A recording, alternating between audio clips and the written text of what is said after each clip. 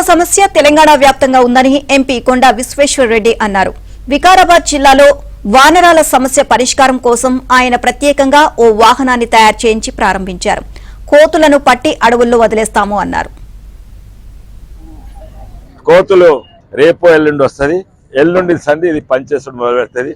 గ్రామాలలో మేము కోతులున్న గ్రామాలన్నీ కూడా పై పడతాము. ఫోటో వచ్చిందా?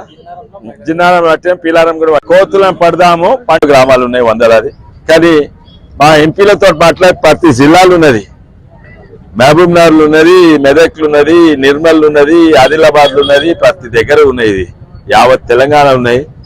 నేను ఢిల్లీ పోయి మాట్లాడితే మా ఎంపీ మిత్రులతోటి యూపీలు ఉందంట, జమ్మూలు ఉందంట, ప్రతి దగ్గర మధ్యప్రదేశ్ లో, ఒరిస్సాలో, ఆంధ్రాలు ఉందంట, మహారాష్ట్ర, కర్ణాటక, బెంగాల్ అంతటి ఉందంట. తర్వాత పరిశీలన చేస్తే ఇది ఎవరి పరిధి కిందికి రాదు. ఇది చూస్తే యావత్ భారతదేశంలో ఏ ప్రభుత్వానికి రెస్పాన్సిబుల్ లేదు, బాధ్యత తీసుకుంటలేదు. అందుకే నేను పార్లమెంట్ లో కూడా మాట్లాడినా. దీని పరిష్కారం కావాలని కోతులను పట్టే ట్రక్ తయారు చేసినాను.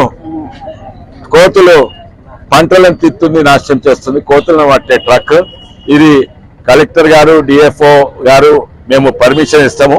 రేపు ఎల్లుండి వస్తుంది. ఎల్లుండి సంధి ఇది పనిచేసడం మొదలు పెడుతుంది. గ్రామాలలో మేము కోతులున్న గ్రామాలన్నీ కూడా పై పడతాము.